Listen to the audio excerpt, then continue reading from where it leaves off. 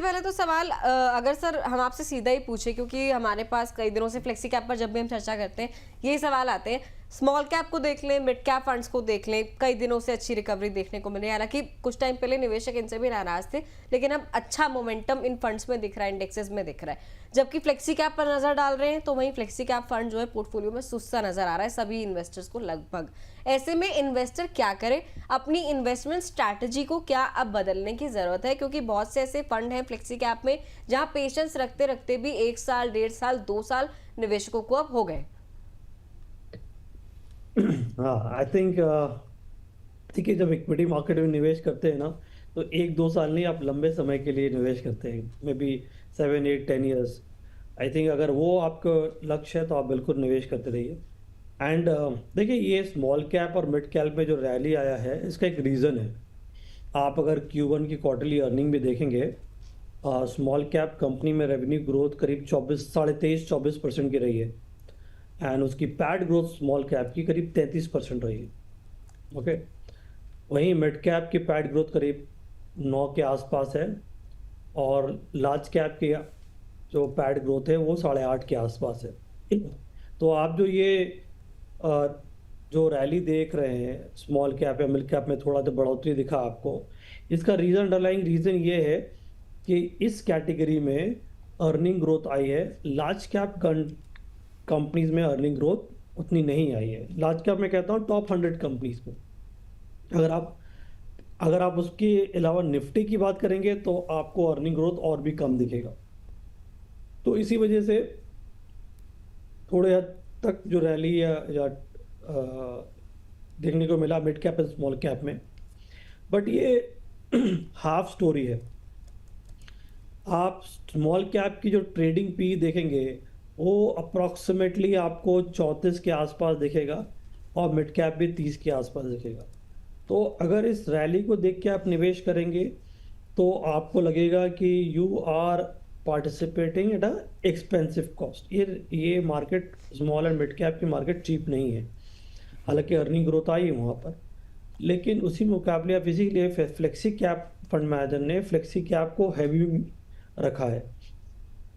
और ख़ास करके एक फ्लेक्सी कैप जो उसको मेरे डाउट आ रहा है वो है पराग पारेख, क्योंकि जी। फंड उसका इतना बड़ा हो गया है कि अब उसे नेविगेट करना स्मॉल एंड मिड कैप में भी मुझे लगता है कि बहुत दिक्कत आएगी।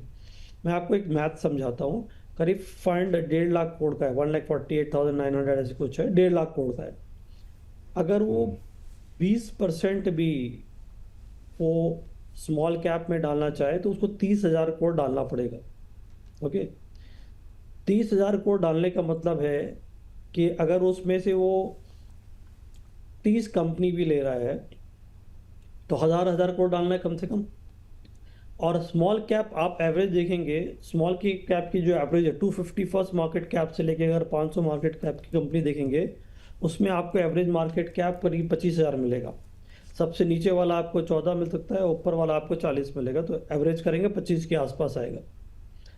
तो 25,000 का मार्केट कैप है उस स्मॉल कैप कंपनी को, और मुझे अगर 1,000-1,200 करोड़ रुपये डालना पड़ा उस पर, तो टेक्निकली मैं 4 से 5% हर एक स्मॉल कैप कंपनी की एक्सपोजर लूँगा, जो कि कोई भी एक फंड मैनेजर डरेगा लेने में।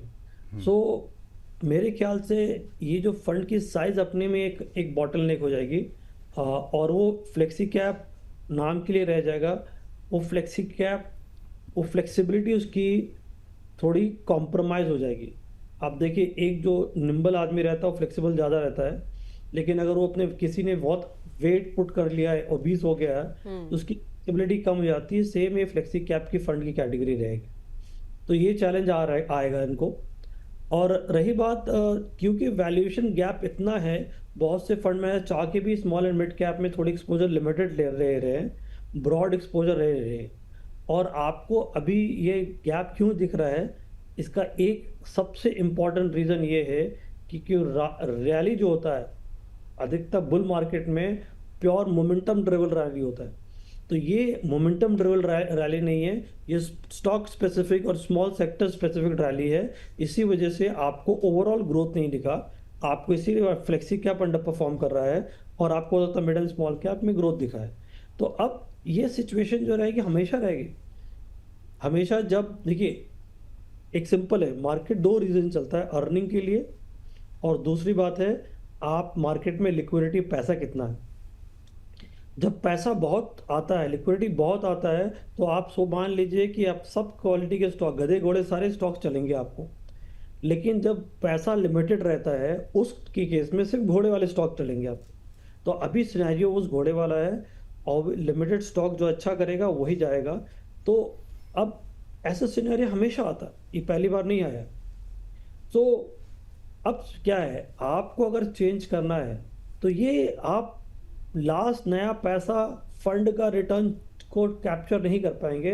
आपको ऐसे चेंज नहीं करना चाहिए। आपको पोर्टफोलियो जो है इसलिए नहीं बदलना चाहिए कि एक सेगमेंट बढ़ गया है और दूसरे सेगमेंट अंडर परफॉर्म कर रहा है।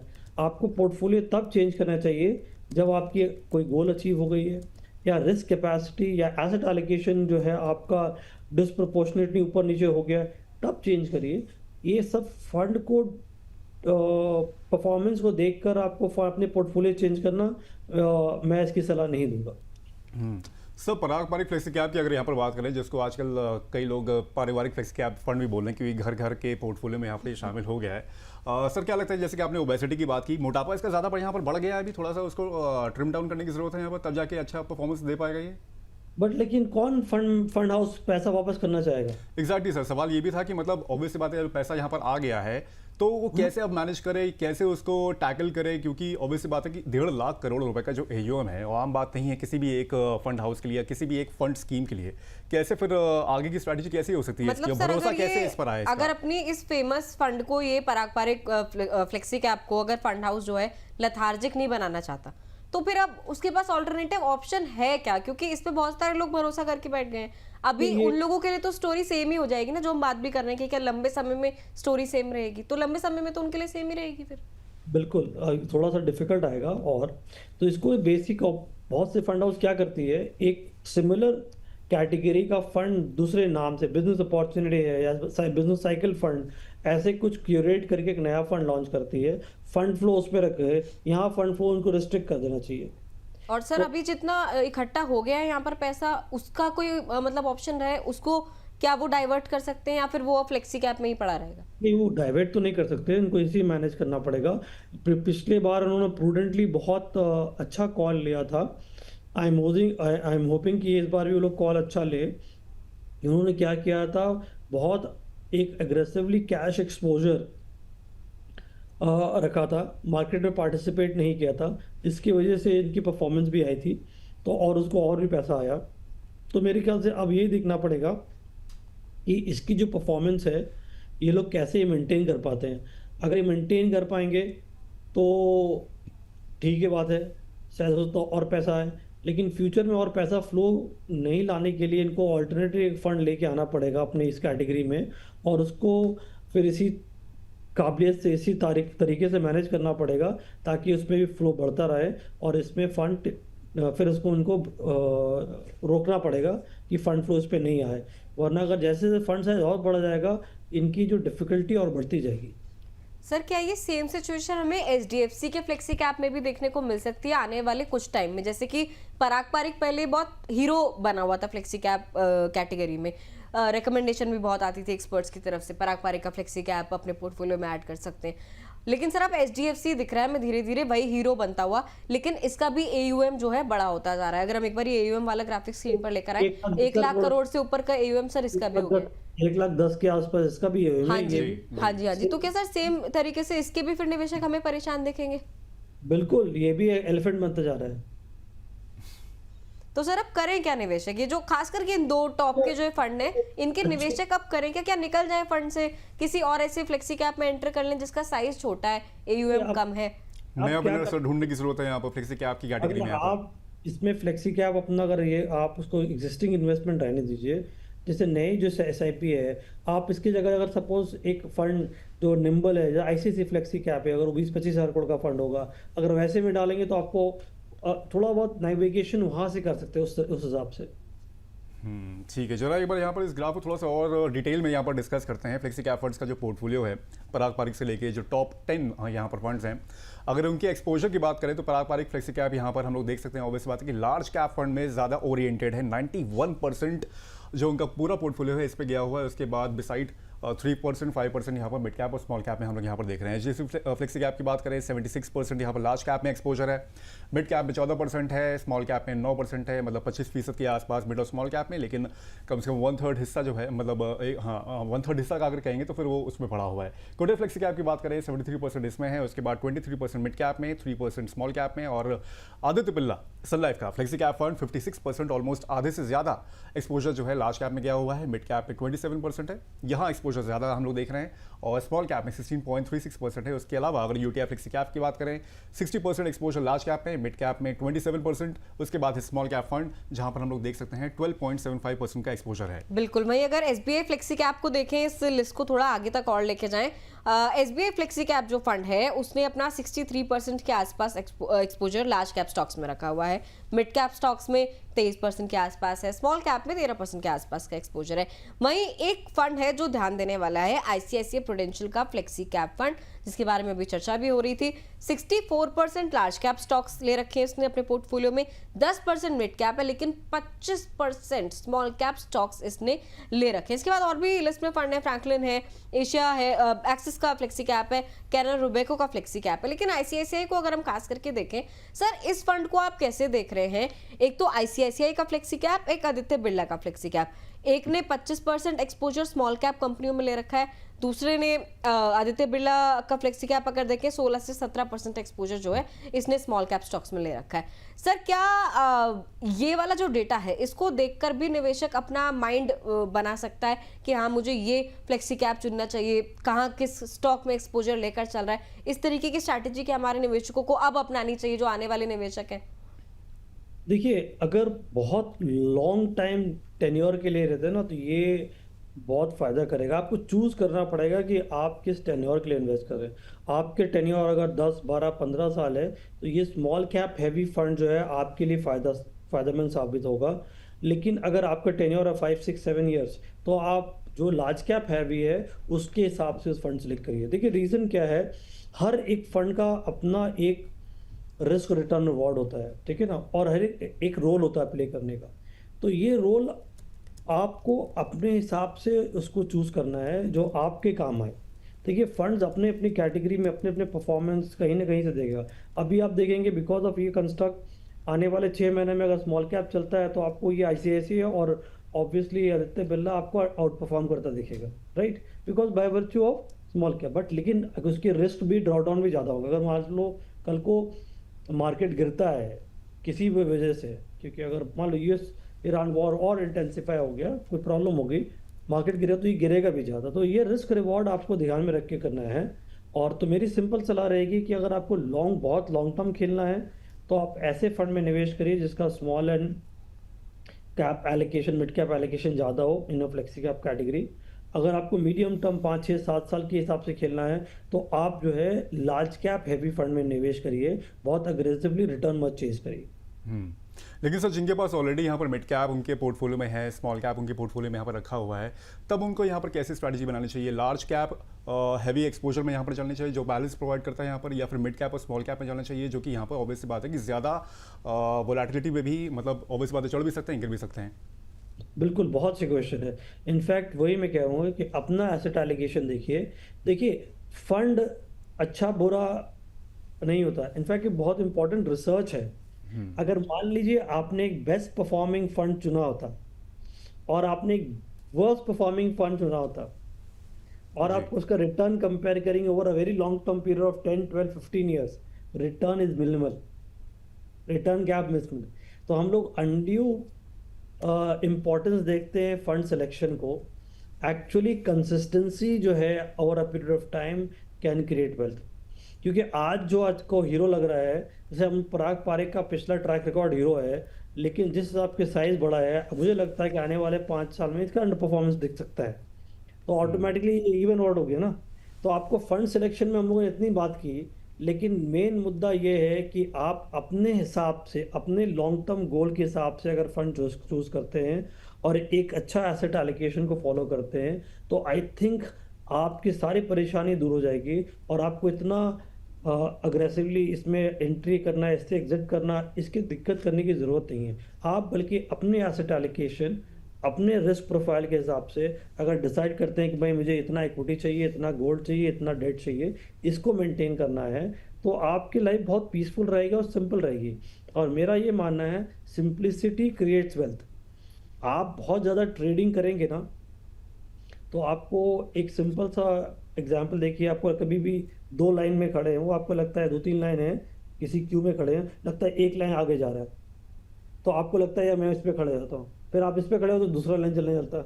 तो ये एग्जैक्टली सिनेरियो भी ये होगा। अगर आप फंड देख के अगर चेंज करेंगे, हो सकता है कि फ्लेक्सी कैप आउट परफॉर्म करेगा अगर लार्ज कैप के रिजल्ट अच्छे आने लगे, या किसी वजह से स्मॉल कैप अंडर परफॉर्म करता है, तो आपको ये फ्लेक्सी कैप परफॉर्म बेहतर करता दिखेगा। तो आई थिंक फंड परफॉर्मेंस के हिसाब से अपने एलोकेशन मस्ट चेंज करिए, अपने एलोकेशन चेंज करिए अपने रिस्क प्रोफाइल, अपने गोल के अचीवमेंट के हिसाब से, या आपको कितना एसेट एलोकेशन मेंटेन करना उसके हिसाब से। और सर, जो लोग अभी फ्लेक्सी कैप फंड ताज़ा ताज़ा ऐड कर रहे हैं अपने पोर्टफोलियो में, क्राइटेरिया क्या हो फिलहाल उनका फंड को चुनने का? क्योंकि अगर मैं बीते 5 साल का डेटा देखूं रिटर्न चार्ट पे, तो 5 साल में टॉप का जो फंड है HDFC फ्लेक्सी कैप, जो कि आप अभी रिटर्न की बात बता रहे थे कि गैप बहुत कम होता है, उसने 18 to 19% तक के रिटर्न अपने इन्वेस्टर्स को दिए। वहीं उस लिस्ट में 5 साल में बॉटम वाला जो फंड है UTI का फ्लेक्सी कैप, उसने मात्र 7% के रिटर्न दिए। बहुत बड़ा गैप है ये तो फंड सिलेक्शन का क्राइटेरिया अभी क्या है? यूटीआई फ्लेक्सी कैप एक कंसिस्टेंट अंडर परफॉर्मर रहा है। ओके, तो उसको मत काउंट करिए, उसके अलावा काउंट करिए, बिकॉज वो I think it has underperformed a lot. I mean fund is manage by a very good friend of mind, so अच्छा ठीक है। अच्छा वैसे sir, Shriram flexi cap fund है, SBI का फ्लेक्सी कैप है, इनके भी जो रिटर्न मैं देख रही हूँ 9.45%, 9.47%, जबकि वही HDFC का फ्लेक्सी कैप 18 to 19% तक के रिटर्न। 5 साल का डेटा है और ये 1 साल का भी नहीं है। बिल्कुल बिल्कुल आप सही कह रही है। सो आइडिया ये है कि आप कंसिस्टेंसी देखिए, और दूसरी बात देखिए एक्चुअली क्या है, बिकॉज HDFC और पराग पारेख ने रिटर्न दिया, इसीलिए इसका फंड साइज बढ़ा है। आप कोरिलेट करिए, क्योंकि 5 साल में कंसिस्टेंसी अच्छी परफॉर्मेंस आई है, तो इसका फंड साइज यही बढ़ा है। तो अब मैं इनके फंड मैनेजर को पूरी क्रेडिट देना चाहूँगा, एंड ये वाकई काबिल तारीफ है कि उन्होंने ये इतना अच्छा परफॉर्मेंस निकाला है, इसी वजह से उनको फंड आया। अब लेकिन दिक्कत की बात ये है कि ये जो फंड साइज इनका सबसे बड़ा ड्रॉबैक बन जाएगा, तो इसीलिए आपको एक एवरेज मिड साइज फंड चुनना चाहिए। एक फंड हाउस चूज करें जिसकी प्रोसेस ओरिएंटेड फंड हाउस है, स्ट्रॉन्ग स्टैंडिंग है, उनकी भी काफ़ी फंड्स अच्छे परफॉर्म कर रहे हैं, तो आपको एक कंफर्ट देगा कि एक DNA of the fund house is good और एवरेज साइज है। आने वाले 4-5 साल के लिए मैं आंख बंद करके मैं SIP कर सकता हूँ, फंड की परफॉर्मेंस ठीक रहेगी उस हिसाब से। अब लेकिन बहुत से फंड जो आप नाम में आ रहेगा, उसकी अगर फंड साइज बहुत छोटी है, 1000 करोड़, 2000 करोड़, 3000 करोड़, तो क्या होगा कि अगर फंड मैनेजर के पास अपॉर्चुनिटी भी है, तो वो एक्चुअली उसे पूरी तरह लेवरेज नहीं कर पाएगा। जैसे अभी नाम ITI वगैरह का देखा था, आई डोंट नो ITI का क्या साइज है, बट मेरे हिसाब से बहुत ज़्यादा साइज होना चाहिए। लेकिन सर, जैसे कि हम लोग अभी एलोकेशन पर देख रहे थे, ICICI प्रूडेंशियल का फ्लेक्सी कैप देख लें, स्मॉल कैप एलोकेशन जो है उसमें 25%, हम लोग डिस्कस भी किया है इस पे, और पराग पर एक फ्लेक्सी कैप में से 5% एलोकेशन है। इन केस सर अगर करेक्शन जब आता है, बड़ा करेक्शन मान लें करीब 10-15% का इन केस अगर करेक्शन आता है, तो उसमें क्या लगता है कि फंड गिरावट के वक्त कौन सा फंड यहाँ पर बेहतर टैकल कर सकता है सिचुएशन को, इन केस अगर इस तरह की सिचुएशन अगर हम लोग देखते हैं, एलोकेशन देखते हैं तो? देखिए सिंपल है, अगर जो जिसका स्मॉल, देखिए सिंपल है, मैं बताता हूँ जी। मैं आपको गिव एक कॉमन मैन एग्जांपल देता हूँ। अगर बहुत बड़े समुंदर में एक बड़ी शिप है, एक मीडियम साइज शिप है और एक छोटी सी बोट है, और मौसम बहुत ख़राब होता है और बहुत करंट बहुत ज़्यादा है, तो उस पर क्या होगा, सबसे ज़्यादा वॉलेटाइल आपका छोटी सी बोट रहेगी, उसकी मीडियम बोट, लार्ज जो शिप है, बहुत लार्ज शिप है, वो उतनी वॉलेटाइल नहीं रहेगी, स्टेबल रहेगी। तो आपका actually large, mid and small cap का सिनेरियो यही है। अगर आपका सिचुएशन ठीक रहता है तो ये small cap will run faster, but लेकिन अगर सिचुएशन खराब होता है तो ये गिरेगा भी उतना रहेगा।